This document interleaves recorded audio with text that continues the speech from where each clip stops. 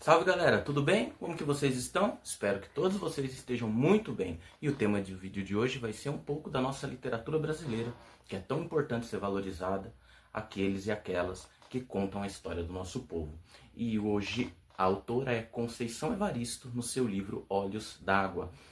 Caso você não conheça, você vai conhecer agora um pouquinho da história, de uma das histórias que tem esse livro. Tem 15 histórias nesse livro, eu vou trazer uma hoje e depois, posteriormente, eu vou trazer outras. Tá bom? Vou colocar aí o livro aí no vídeo para você ver, a capa do livro e a nossa grande e queridíssima autora, Conceição Evaristo. Conceição Evaristo, que é lá de Belo Horizonte, Minas Gerais, nasceu numa favela, passou por muitas dificuldades, trabalhou como empregada doméstica, tentou muitas vezes conciliar seu estudo, sentiu muita dificuldade, porém Maria conseguiu se formar na universidade lá do Rio de Janeiro e se tornou uma grande escritora brasileira, na qual ela faz várias denúncias, não só nesse livro, sobre o racismo que a gente tem muito forte, a violência que as mulheres negras sofrem. Ela vai trazer um pouco também da questão da ancestralidade, dessa força que as mulheres buscam e traz, né, das suas histórias, resgatando a história do seu povo, do povo negro aqui no nosso país. Esse que construiu o nosso país, que ajudou a esse país ser o que é, né? E muitas vezes são não só deixados de lado, como a violência policial, a violência urbana, a violência contra as mulheres, acabam deixando as pessoas de lado, e aqui ela vai fazer essa denúncia sobre o que essas mulheres passam todos os dias, tá bom? Então eu vou contar aqui a história de uma delas, que se chama Maria. Maria é uma mulher que trabalha como empregada doméstica, e na história ela começa ali falando que está muito cansada, que saiu do seu emprego, né, saiu ali do seu trabalho, e que um dia antes ela também tinha trabalhado muito. E ela descreve ali que foi na casa da patroa, onde teve uma festa. E nessa festa tinha muita comida, e aí tinha pernil, e tinha frutas que decoravam a mesa. A patroa ia jogar no lixo essas frutas, só que ela decide dar essas frutas para Maria. E ali tinha melão. E a Maria diz, né, meus filhos nunca comeu melão. Será que os meninos vão gostar do melão? E leva também um pedaço do pernil para casa, onde a patroa iria jogar esse pernil também. Vejam só, aqui fazendo toda uma relação, né, da vida do povo trabalhador, da mulher negra, com a elite, né? Com aqueles que têm tanto, que serve até frutas para decorar a mesa e depois jogar até no lixo, né? Enquanto isso, Maria descreve que seus filhos nunca comeram um melão. E ela ficou com o resto, como ela descreve na história. Olha como que é a vida do povo trabalhador, né? Por isso que é tão importante a literatura brasileira. Então, Maria descreve que ela vai subir no ônibus, aí quando ela sobe nesse ônibus, ela diz, né, a passagem está muito cara, e ela já estava pensando até em a pé. Só que como ela já estava muito cansada, ela resolveu subir, mesmo passando tanta dificuldade e tendo só uns troquinhos, como ela diz, né? Justamente por ter trabalhado um dia antes, muito. E lá no fundo do ônibus, um homem a observa. E quando esse homem observa, ele levanta e dá um sinal. Ele paga a passagem dele e dela também. E ali ela reconhece esse homem. Esse homem foi uma pessoa que ela se relacionou há muito tempo atrás, há muito tempo. E começa a vir a memória afetiva de quando eles se conheceram.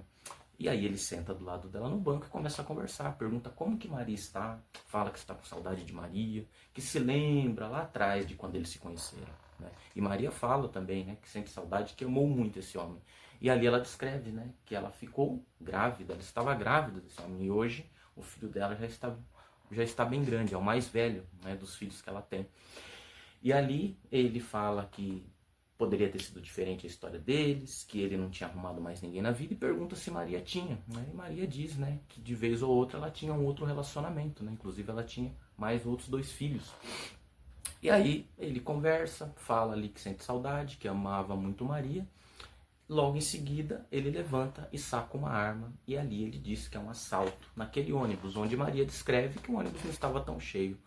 Ele e os outros comparsas vão andando pelo ônibus, pegando os objetos, as coisas das pessoas, e depois do assalto, ele obviamente vai descer, Maria o observa, e as pessoas começam a xingar no ônibus, falando que Maria era cúmplice daquele assalto, que a Maria conhecia o assaltante, e Maria diz, não, eu não conheço o assaltante, quem eu conhecia era um homem lá atrás, que eu conhecia, mas não o assaltante, e sim o homem que eu lá atrás tive um relacionamento, mas esse aí eu não conheço. Mesmo assim as pessoas começaram a xingar de tudo quanto é nome Maria.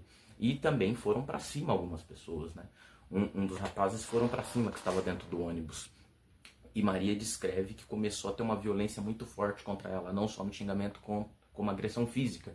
Nisso, o motorista para o ônibus e fala, não, eu conheço essa mulher. Ela pega o ônibus todo dia esse horário. Essa mulher trabalha muito para sustentar os seus filhos. Pode ter certeza, ela não tem nada a ver com isso. Não adiantou. Continuaram xingando. Uma das pessoas lá do ônibus diz, gente, pare com isso. Se ela fosse cúmplice, ela teria descido. E aí uma das pessoas lá dentro diz assim, não, ela não desceu para disfarçar, para aparentar que ela não conhecia. Maria começa a sofrer agressão física e na narração vai dizendo que pela sua boca começa a sair muito sangue, muito sangue. Maria cai no chão, o ônibus está parado, fica um tempo ali, a polícia chega. E essa é a história de Maria. E é a história de tantas e tantas mulheres, de tantas pessoas nesse nosso Brasil. E essa história ela é muito tocante, ela é muito triste, ela é muito pesada, mas ela é a demonstração do que é um país com mais de 300 anos de escravidão, um país colonizado, um país onde a classe trabalhadora sofre todos os dias. É uma história que ela mostra a realidade de muitas mulheres negras, de homens também. E aqui, a autora Conceição Evaristo, ela vai justamente descrever o que essas mulheres sofrem, com a violência urbana, com a violência no trabalho, né? Não só a violência por ela passar por todas essas situações no dia a dia, mas por ela enfrentar a violência também dentro do seu trabalho, com salários baixíssimos, com a exploração, e sofrer também a violência por ela ser uma pessoa o quê? Negra, né? Como poderia ter sido julgada por uma coisa que ela não cometeu, por algo que ela não fez, mas ela foi julgada pela sua pele, ela foi julgada por ser negra. Então essas são as denúncias que a nossa grande autora, que a nossa queridíssima Conceição Evaristo faz aqui. Um livro muito incrível, muito importante para quem não conhece, conhecê-lo. E ver como é a situação de tantas e tantas Marias, né? E que a gente tem que combater fortemente. Hoje o feminicídio cada vez mais alto, né?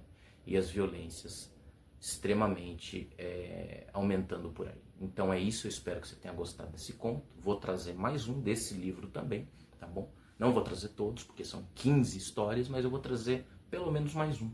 Espero que você tenha gostado da história, do vídeo, para reflexão, para pensar, num canal de educação popular, muito crítico e reflexivo, e que a gente pense, tá?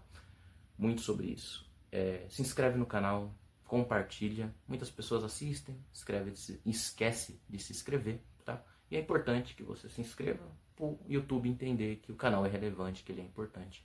E para aqueles que estão me apoiando, meu muito obrigado, até a próxima. Valeu!